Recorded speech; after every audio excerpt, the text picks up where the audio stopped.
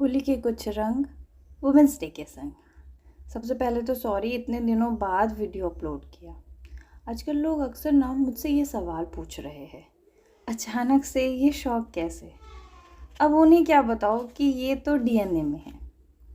जब एक बंगाली के घर बेबी आता है ना, तो उनकी फैमिली मेम्बर्स चाहते हैं कि वो पढ़ाई के साथ साथ कुछ एक्स्ट्रा सीखे, कुछ एक्स्ट्रा करे, जैसे कि डांस, म्यूज़िक, ड्रामा, आर्ट और पोइट्री। सीखा तो सब कुछ है, पर एक्सेप्ट वही किया जिससे मैं सबसे ज़्यादा डरती थी और भागती थी। कभी सोचा नहीं था कि लिखना मुझे इतना अच्छा लगेगा कि मैं अपनी फीलिंग्स शेयर करने लगूंगी पोइट्री के फॉर्म पे। आखिर अच्छा क्यों नहीं लगता, ये मैंने अपनी बड़ी मम्मी से सीखा है। उन्हें बुक्स पढ़ना देख पोएम पढ़ना, रिसाइट करना बहुत अच्छा लगता है। वैसे तो उन्हें बहुत सारे पोएट्स हैं जिनकी पोइट्री अच्छी लगती है, बट उन्हें सबसे ज़्यादा ना कविगुरु रविंद्रनाथ ठाकुर की पोइट्री अच्छी लगती है। मैंने उन्हें बचपन से देखा है। जब वो मुझे प्रिपेयर करवाती थी या खुद प्रिपेयर करती थी, तो वो अक्सर फील करती थी, उस कैरेक्टर में ना ढल जाती थी। उन्हें कैरेक्टर में डूबा देख, महसूस करता देख मुझे बहुत अच्छा लगता था, और मेरी शुरुआत वहीं से हुई।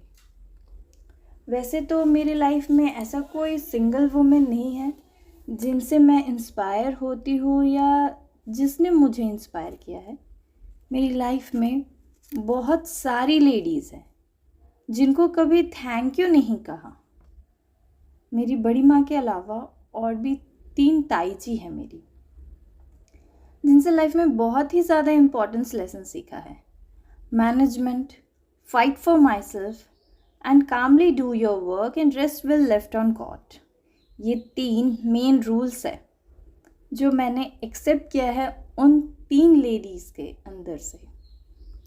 बचपन में ना हमेशा आदत होती है ना कुछ लोगों की, हाथ धोने के बाद पर्दे में हाथ पोंछने की। वैसे ही कुछ आदत मेरी और मेरी दी की थी, हाथ धोकर पर्दे या टॉवल में नहीं, 3rd नंबर वाली बड़ी माँ के साड़ी के आंचल में पोंछने की। तो वो हमेशा कहती थी, रोज़ रोज़ मेरा आंचल भिगा देती हो तुम दोनों, अभी समझ जाओ वरना बाद में प्रॉब्लम होगी। कुछ भी मैनेज नहीं कर पाओगी अगर ऐसी ही बुरी आदतें रही तुम्हारी, तो बहुत परेशान रह जाओगी। और आज मैं ससुराल में हूँ। ससुराल के साथ साथ अपनी लाइफ को किस तरह से मैनेज करना है, कैसे करना है, ये सब उन्हीं ने सिखाया है, या मैं बोलूँ ये सब मैंने उन्हीं से पिक किया है।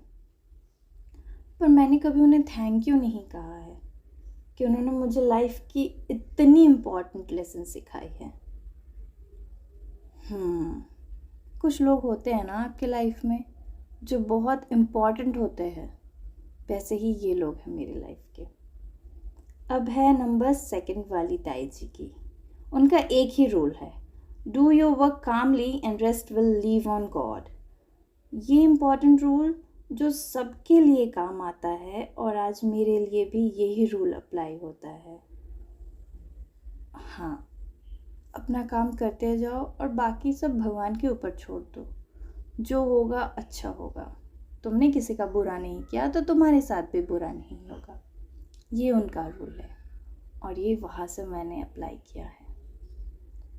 अब एक और इम्पॉर्टेंट पर्सन है मेरी लाइफ में, मेरी 4th नंबर वाली ताई जी। उनका ना रंग ही थोड़ा अलग है। उनका रूल है फाइट फॉर माई सेल्फ, मतलब खुद के लिए लड़ो, अपने राइट्स के लिए फ़ाइट करो। जो तुम्हारा है वो तुमसे छीनना नहीं चाहिए, और कोई छीने तो उसे मुंह तोड़ जवाब दो। ये लेसन्स मैं अभी अभी अप्लाई करने लगी हूँ। एक्चुअली ये बहुत काम की चीज़ है, तो आप भी अपने लाइफ में ज़रूर अप्लाई कीजिए। रियली ना हमेशा खामोश रहना सही नहीं होता, कभी कभी खुद के लिए स्टैंड लेना ज़रूरी होता है। हमेशा चुप रहने में तो कोई मज़ा नहीं है ना। हमेशा सुनते जाओ बिना गलती के भी सुनो।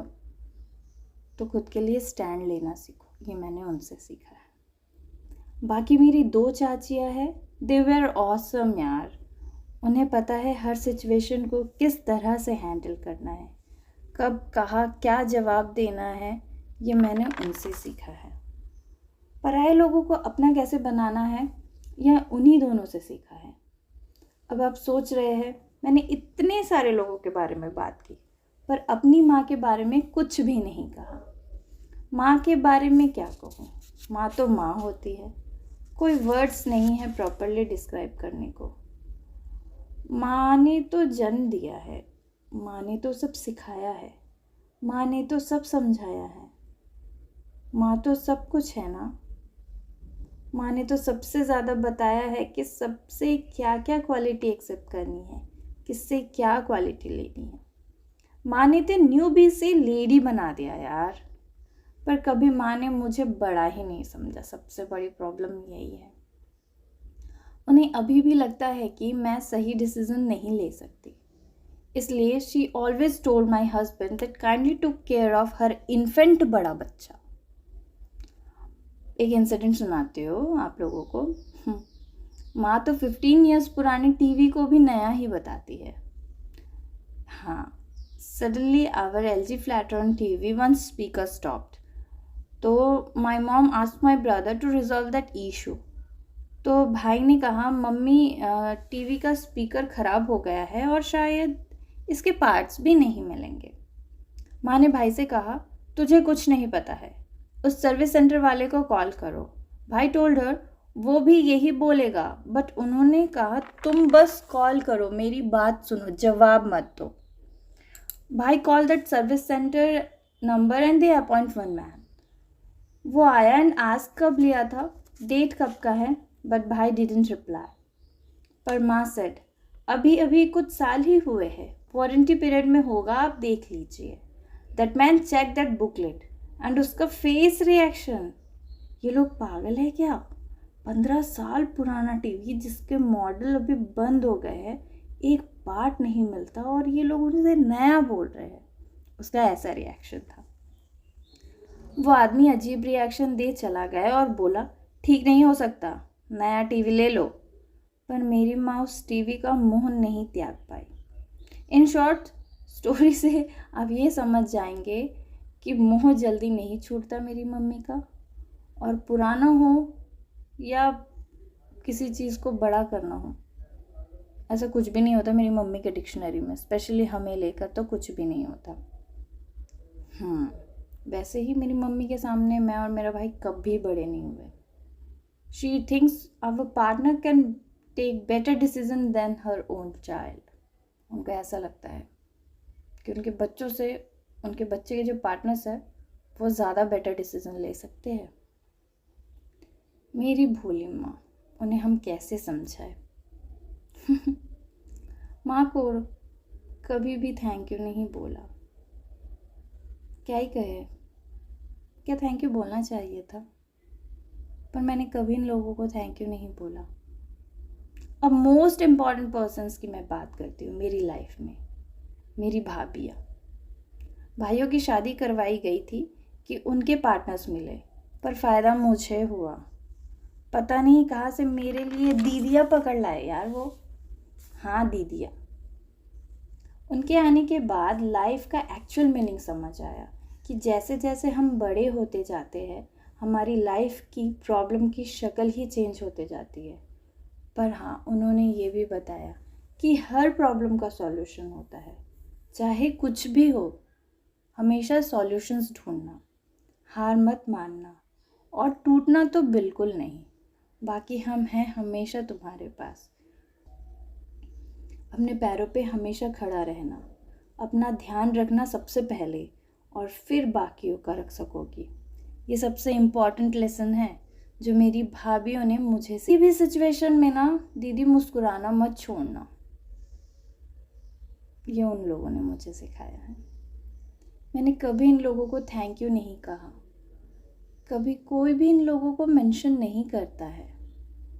जैसे लेडी गैंग मेरे पास है वैसे लेडी गैंग तो आप लोगों के पास भी होगी। कितने सारे कलर्स हैं ना लाइफ की और लोगों की, हर कलर का अलग ही वैल्यू है। हाँ, हर लोगों की वैल्यू अलग, हर कलर की वैल्यू अलग। जैसे जिनका नेचर वैसे उनका कलर। तो चलिए this Holi and women's day in सब के पावर्स को एम्पावर करते हुए इनके कलर्स के लिए थैंक यू कहते हैं। Thank you lady gang, thank you कि आपने अपने कलर से हमारे लाइफ में रंग भर दिया।